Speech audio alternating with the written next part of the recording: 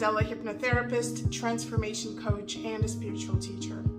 You're about to listen to a recording of one of my regression sessions. If you enjoy the content on my channel, please consider subscribing. And if you click on the bell, it will inform you of any of my future postings. Also, leave a comment and click like, because that helps to bring this kind of content to more viewers. I hope you enjoy the recording, and I hope to see you again in my future videos. I would like you to tell me the very first thing that you see as you reach the surface.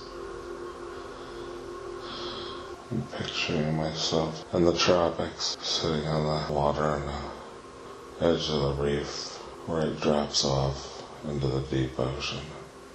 I'm looking down on the water, and there's a reef that's only feet below me, under the water, and lots of fish swimming around. And is it daytime or nighttime? It's daytime. How does it feel sitting outside? It's bliss. Now I'd like you to look down at where your feet are and tell me if you're wearing anything on your feet. My feet are bare.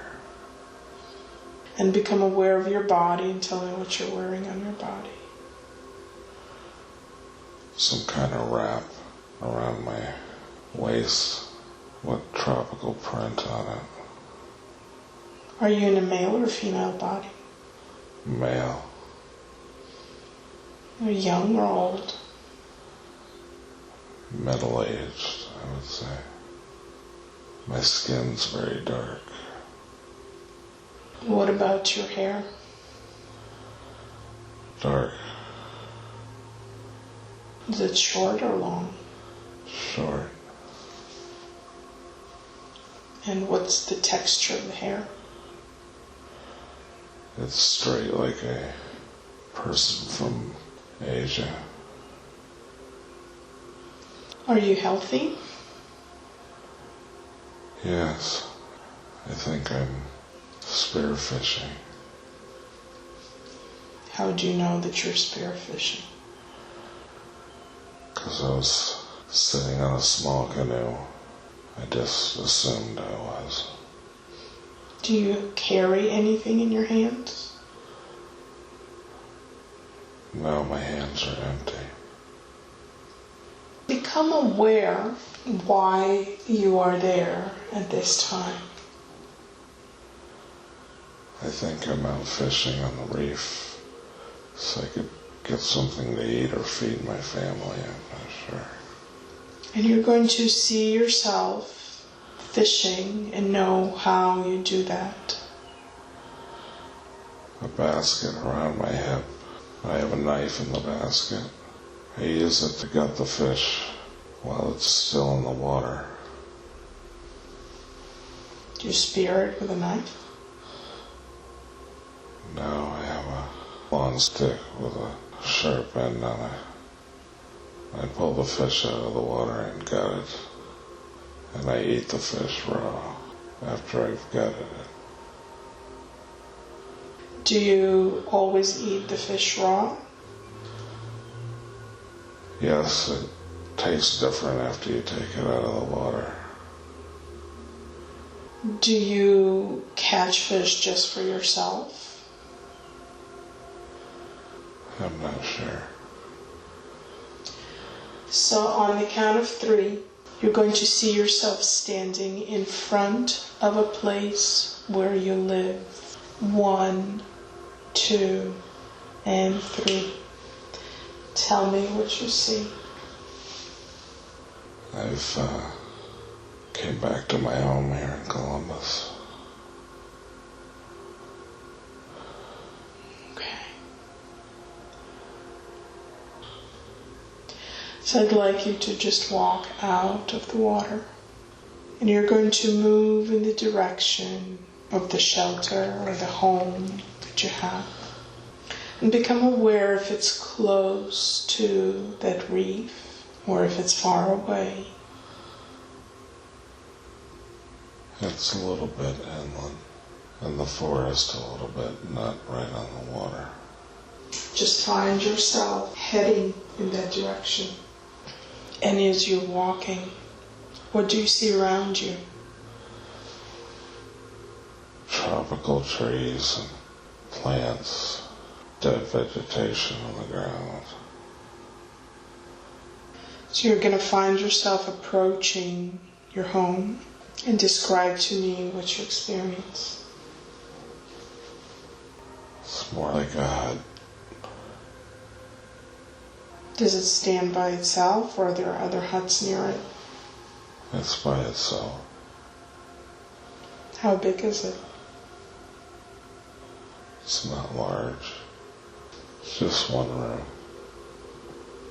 So go ahead and enter the hut and tell me what you see inside. A hammock, some round containers. What are they made of? Hollowed out trees. There's stairs going to the front door. The house is on stilts. So can you describe to me this hut a little bit? What is it made out of? It's kind of a golden color, so I'm guessing bamboo. Thatched roof made out of dried leaves. It has a window in the back and a door in the front with stairs leading down to the sand beneath it.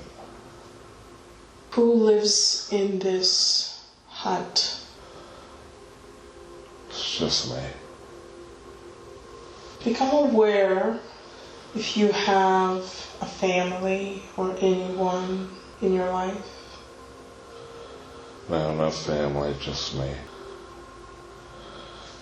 How do you spend your days? I'm not sure. Okay. Do you have any neighbors or any other people that you interact with? No, it's only me. I'd like you to become aware why you're staying in such isolation. Is this by choice? Yes, I think so.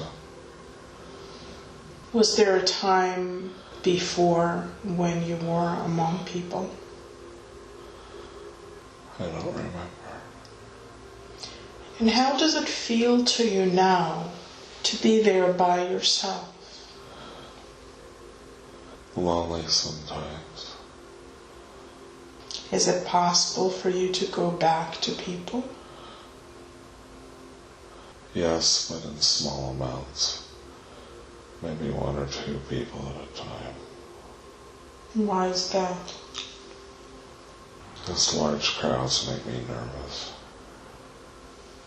So I'd like you to go back to the time when something caused you to walk away from people. And as you find yourself there, tell me what you experience. I'm somewhere else. I'm in a bustling planet with lots of tall buildings. Everything's blue and silver colored. What exactly is blue and silver? All the buildings. And there are people everywhere. And where are you at this moment? I'm standing on the ground looking up. So I'd like you to look down at your feet and tell me what you're wearing on your feet or what your feet look like. Looks like I'm wearing silver slippers. And my feet are small, like a 12-year-old child. My shoes match the clothes I'm wearing. It's like the clothes are made from fabric, but they're also made from metal. And they shine. They're skin tight. They almost look like part of my body. Does it cover your entire body? Yes, it's like a jumpsuit. Does it feel comfortable? Yes. Become aware if you're in a male or female body. I can't tell my gender. Do you feel that you are considered a child in age? No, I'm an adult. But your body is small? Or just your feet are small? My body's small too. Okay. So as you look around and you see other people, are they small like you? Yes. Do they look humanoid or human? They have skin like humans, but it's a different color. Dull blue or gray. What about hair? No one's got hair. And are they all wearing the same type of Yes, suits? all of us wear the same clothes. Nobody wears anything different. And become aware if there is any gender difference between people. No, we all look the same. And so I'd like you to move now to a place where you live, where you have your personal space. And as you see yourself in it or in front of it, tell me what you notice. It's a small area, very confined, because there's so many people. And describe to me what's inside. Everything looks square and precise. And it looks like there's a bed that's square, and there's counters that are all square, and the room is square. Everything's square. So you have one room? Yes, but it's in a large building full of multiple rooms. Tall towers that go up into the clouds. The whole tower's full of multiple rooms, like an apartment building, but it's really tall. Become aware if the people there form any kind of bonds or family units where they stay together, or is everybody living separately? Everybody lives separately, but we're all interconnected. We can all feel each other's feelings and thoughts. There's no secrets or hidden agendas. We're like a hive mind. Everybody's aware of each other's thoughts. Do you have tasks or goals? What do you do with your time? We only work to better ourselves. What kind of work do you do? I'm an engineer. I build things to make things easier for everybody else. What types of things do you build? Transportation vehicles, buildings, causeways, anything structural. What types of vehicles are normally used by your people? They hover because of a reactor in the center of the vehicle that shields the vehicle from radiant energy. It blocks it so you can move the vehicle freely without any outside forces hindering its movement. So your vehicles hover through space? Space and time. And how do you use them? We use them to travel from place to place, and we could travel long distances very quickly. So since you can move through time as well, do you live within time that is linear for you? Or do you perceive time differently? Time isn't linear. It's all in the same space, but only in how you perceive it. When you move through time, do you go to a different time within your own experience, or? That's the trick. stay in your own reality when you travel back and forth through time. You said that you work to make yourselves better. What does better mean for you? How do you know when you improve? I would guess to make things easier for others. How do you make decisions if you have a collective mind? Are all decisions collectively made? I don't know. We're not controlled by the majority. It's hard to explain. We're individuals, but one collective mind. So become aware of where you are at this moment and just tell me where you find yourself. Laying back on my square bed, relaxing. Does your body need to sleep regularly? The bed's only for comfort. I can't recall sleeping. Mm-hmm.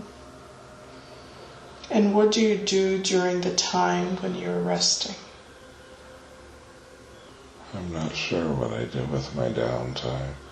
I know I don't sleep.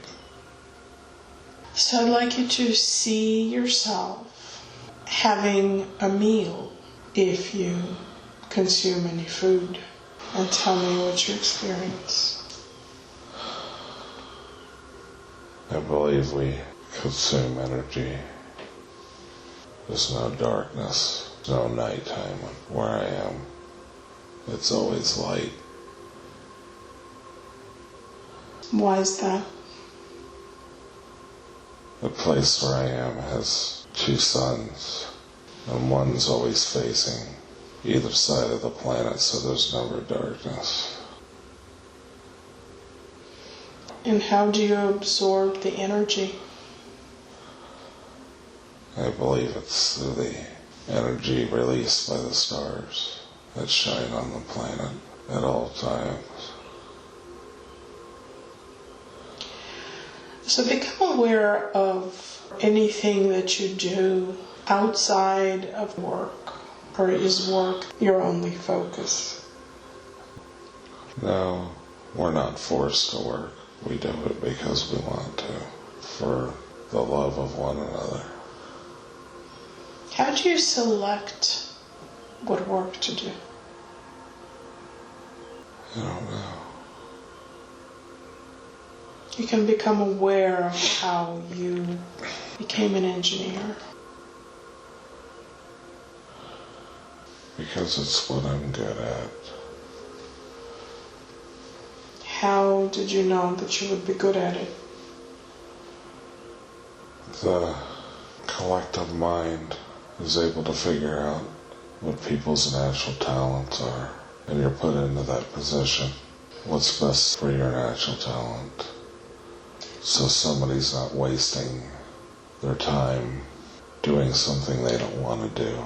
They do it because they not only enjoy it, because they're skilled at that, and they're able to do whatever their particular skill set is to the best of their ability. So there's no wasted talent. How do you become skilled?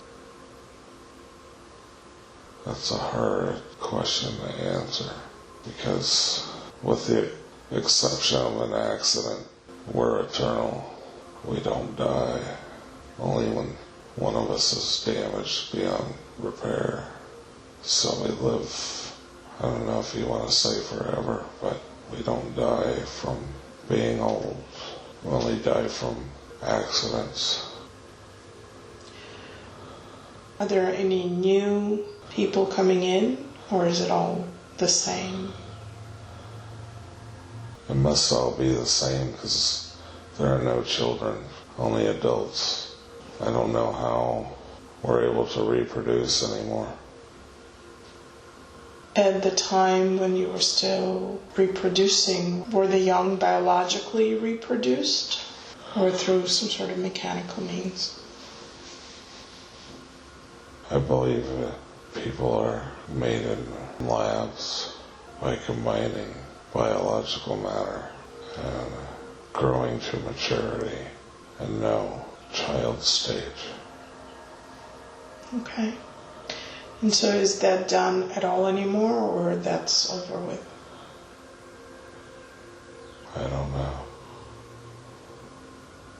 Is there a choice for anyone to step out of that life? I don't think anybody does it intentionally.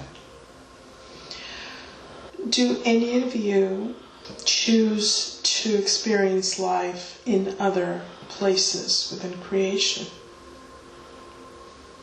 Yeah. And when you do that, do you leave that life, or do you send part of your consciousness to incarnate somewhere else? The soul can split in two, and you can have a soul in multiple places at the same time.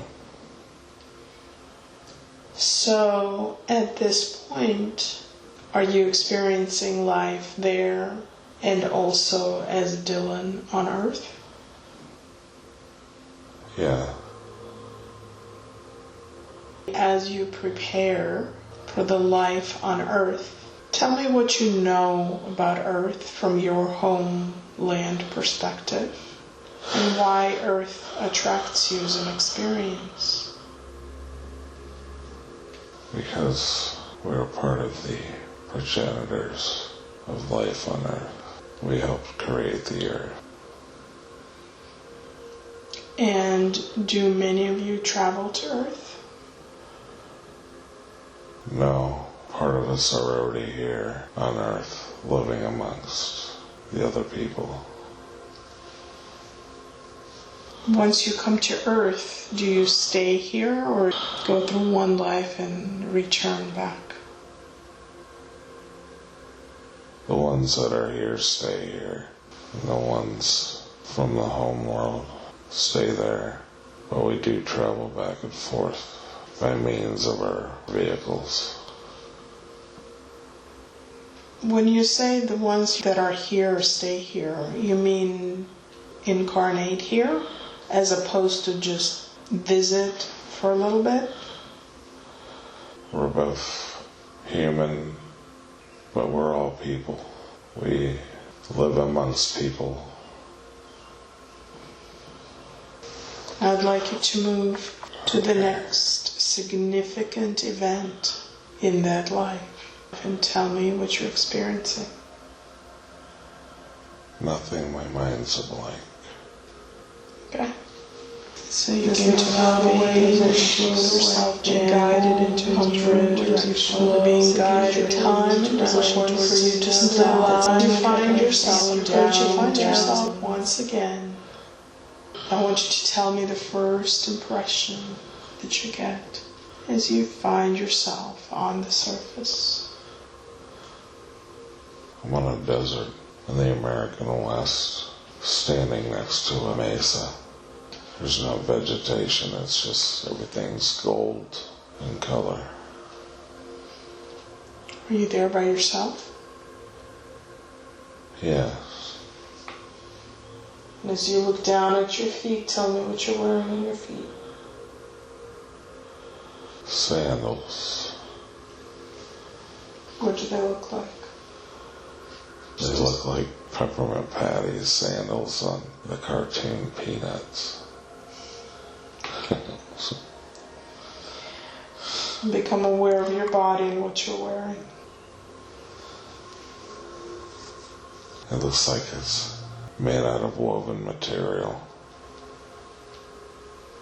What does it look like? Lots of brilliant colors. Kind of like a Latino throw rug. So is it like knitted? Yes. Is it like a poncho? Something you put over your head? Or clothing that's tailored? It's more like a poncho. Do you have anything underneath it? A long sleeve shirt with buttons on it. One flat color. It's not multicolored. Are you in a male or a female body? I'm in a male body. Young or old? Mid-20s. Do you feel healthy? No. What's wrong? I have problems breathing. Just become aware of what's causing that. I have a handkerchief that I cough into, and a lot of times there's blood in it. I think I have tuberculosis. How long have you had this cough? I don't know. I used to live in the eastern side of the United States, and I believe I moved out west so I could breathe easier. So I'd like you to find yourself now standing in front of a place where you live and tell me what you notice. It's a ranch-style home. I have cattle. I take care of cows. Do you work there by yourself or you have help? I'm employed there, but I only live there. I don't own the cattle, nor the ranch house. There's other people I work with as well. And how are you able to work being that you don't feel well? I do the best I can. Some days I feel well enough to work, others I have to lay around and rest. The owner of the house is kind and understands. I'd like you to move back in time before the disease pushed you west. And you're going to see yourself in a life that you used to have. And as you see yourself, tell me what impressions you get. I lived in Massachusetts, right outside of Boston.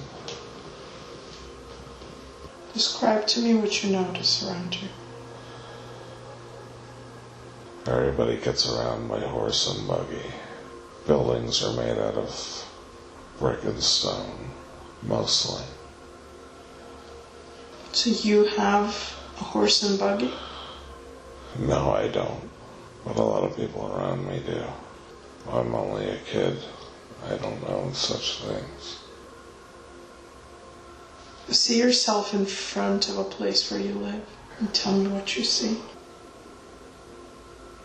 The houses are all built really close to one another. They all have stone steps that go up to the front door. They all almost look identical. All the homes have black smoke coming out of the chimneys from burning coal because it's cold outside. So go ahead and step inside of your house and tell me what you see inside. The place looks dusty, like somebody just needs to dust the place. Everything else looks neat and tidy. The only light illuminating the place comes in from the windows. It's during the day. We only burn candles at nighttime so we can see where we're going. The home has 2 stories. Who lives in this home with you? I'm not sure. So describe to me the rooms that you see. When you come into the house, there's a fireplace directly in front of the door. On the left side of the house, there's a kitchen. It's not very big. And on the right side of the house, there's a den. I almost said living room, but it's not a living room. It's more like a den. The living room's in the front of the house. The bedrooms are upstairs. So go ahead upstairs. And as you walk through the bedrooms, you will know who sleeps in them. And you can go to your room first. I see 2 beds. I sleep in one of the beds. And who sleeps in the other? My brother. Is he older or younger? My brother's younger than I am, but we're not very old. So as you go to the next bedroom, What do you see there? It's my parents' room. There's a stained bed frame made out of maple. Tall poles on each corner of the bed. I don't know what it's called, but it holds fabric on top of it. Canopy? Yeah. All the floors in the home are made of wood with throw rugs under a lot of the pieces of furniture. I'd like you to notice if you see any newspapers. If you see a newspaper, just pick it up and you're going to immediately see the date on it. Tell me what date you see. July 10th, 1852. Now I'd like you to move to the time when you become ill and tell me what happens. I'm no longer a child, I'm a young adult, 17 or 18 years old. What do you know about your family now? My family's wealthy, but not super wealthy. They have a lot of nice things. Are they still living in the same house? Yeah. And what do you do during the day? I go to school during the day. What are you studying? General studies, math, writing. What does your father do? My father's a foreman in a lumber mill. He's the head boss underneath the owner. So now become aware of how you become ill. I don't remember how I caught it, just remember getting the symptoms of it at first. Trouble breathing, lots of coughing. Is anybody else in your family ill? No, just me. What did you decide to do? I go to the doctor and the doctor suggests that I move out west where there's less humidity, that I might live longer. So as you move back to where you're on the farm, I want you to move to the next significant moment in that life. And tell me what you experience. Just laying in bed sick, coughing up clots of blood. Do you receive any medical help?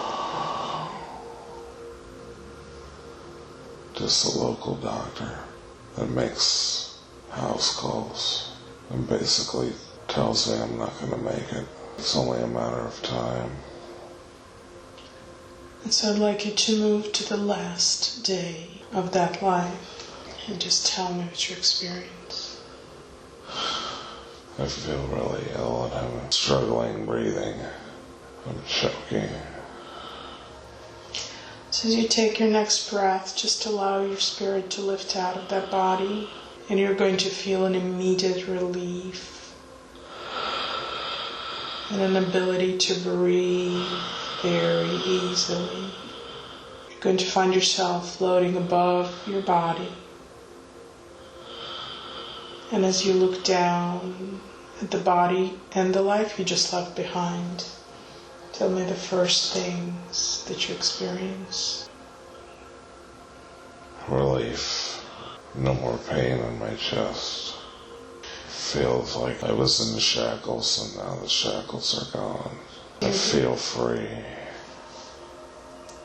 And I'd like you to look back from a soul perspective and tell me what you chose as a purpose for that particular lifetime. To experience what it's like to suffer when others do not. So the more you rise in your consciousness and you shed a human perspective, the broader your understanding become. I'm confused. I'm somewhere else with other beings made of pure energy and no arms and legs, and they're all floating around like fireflies. Are they communicating with you? No, but I feel really close and comforted being around them.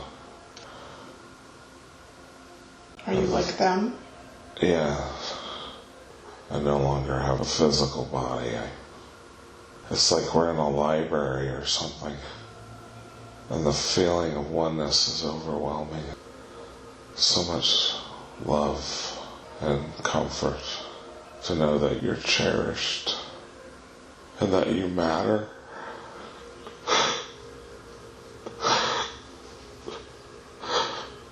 It's so much different. It's a feeling of pure bliss. And the source of all this doesn't pick any favorites. He loves all of his creation equally. Is the source a he? No. The source is the source of all creation. And I've never felt so close to other people in any of my experiences. I just feel overwhelming love and joy, that all my worries and fears and all the things in the flesh and blood world have fallen away, and I realized that fear was just an illusion. Does this feel like home or where you belong? Yes, it's where I longed to be throughout eternity. I longed to get back to the source. Now you told me that you were in a place that seemed like a library. Can you tell me more about that? It's a place where anything that you've ever wanted to know is written and available, and there are guides that will lead you to the right place, like a master librarian or something. And whatever you want to know or learn or have a question about is written somewhere in this large library. So this is not a library of human experience. It's a universal knowledge. The ultimate knowledge, the knowledge of knowing all. And how is it stored? It's thousands of shelves stored with mass amounts of knowledge. Why are you there now? It just seems like somewhere that I've stopped. It's like when you're on a flight and you have to stop in a city and you have a layover. Those other energy beings are still with you? Yes, the room's full of them. Do they all look or seem similar? Yeah. Tell me more about what form you're in right now. I don't know. I don't have a flesh and blood body. I'm just a being of pure light. And do you choose then to take on different physical experiences? I'm not sure. Okay. You said you stopped at this library, but you're on your way somewhere else. So allow yourself to continue on the journey, or just become aware of where your destination is. My destination is to get to the source. I long to be with the source. Are you not with the source when you are in that state? I am, but I'm not. So So do you wish to lose fully a separate identity and become one? I don't know. I want you to become aware if this state that you're experiencing right now is what we would call the higher self of a human incarnation called Dylan. Yes. I want to ask you a few questions, and I want you to remain in that state. Help me understand what purpose you chose for the incarnation of Dylan. What did you want to gain through that experience? I feel like I volunteered. What were you volunteering for? To help out humanity. What did you want to accomplish? I'm not supposed to do anything. I'm just supposed to be here to have my positive energy influence others. Okay. Now, do you reconnect with the source throughout your human life? I feel like I leave my body every night when I sleep. I connect with the spirit world every night. And then when I wake up, I'm back in the flesh and blood world. It's hard to explain. And sometimes when I do wake up, I'm not completely in the flesh and blood body. I'm very confused and have to get my bearings and figure out where I am, because I was somewhere completely different moments before. It's a very strange feeling. It's total confusion. I'll open my eyes but not realize where I am. And then it slowly but surely comes back to me. So during those times when you leave your earthly body, do you return back to this state of pure energy like you are in that library? I've had many experiences when I leave my body. I'm going to call the soul family, the guides that work with you, to step forward. And so you will begin to see them walking into the light and just taking shape. Tell me what you see. I was down at my great-grandmother's house right outside of New Orleans. And you may notice your great-grandma coming forward. Yeah. And how does she look? She looks young. About what age? Age 20. She doesn't look anything like she did the last time I saw her. And as she approaches you, what do you do? She sticks her hands out, and I put her hands into my hands, and she smiles at me. And she has a head full of hair. Is she communicating anything to you? Yeah. What is it? The phrase "no worries" comes up. I don't know what that means. You were worried about never having closure with her. Yeah, I forgot. Oh, okay. Is it okay now to let go? Yes. She's just smiling.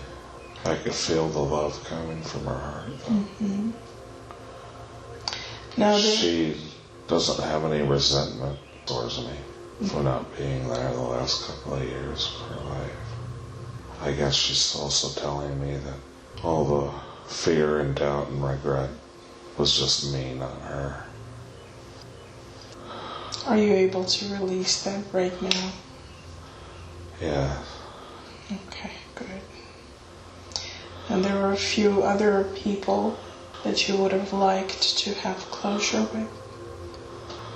Yeah, and she my can Aunt help. Pauline that I truly cherished in this life, and I felt like I let her down by not talking to her when she died alone. Well, right now, I want you to focus on this moment. Your great-grandmother can help bring forward those that it's important for you to reconnect with. Do you see Aunt Pauline stepping forward? Yeah, she has hair. Neither one of these women had hair. They have hair now. How does she look? She looks very fair and beautiful. If you have anything to say to her, you can, and you will know what she says back to you. She just says, everything's okay. She's telling me to let go of my guilt. And I'd like you to imagine that guilt begins to melt away and dissipate until you can see only clear, beautiful light all around you. Is it gone? Yes, the guilt is gone. Good. So what else are they communicating to you? They're just reassuring me everything's fine. Everything's okay. Let go of your guilt and remorse and regret. Okay. I'd like you to say your goodbye for the time being, knowing that they're never too far away. They're always available to continue that communication. And you will begin to see them stepping back. And now allow all of the images to fade away.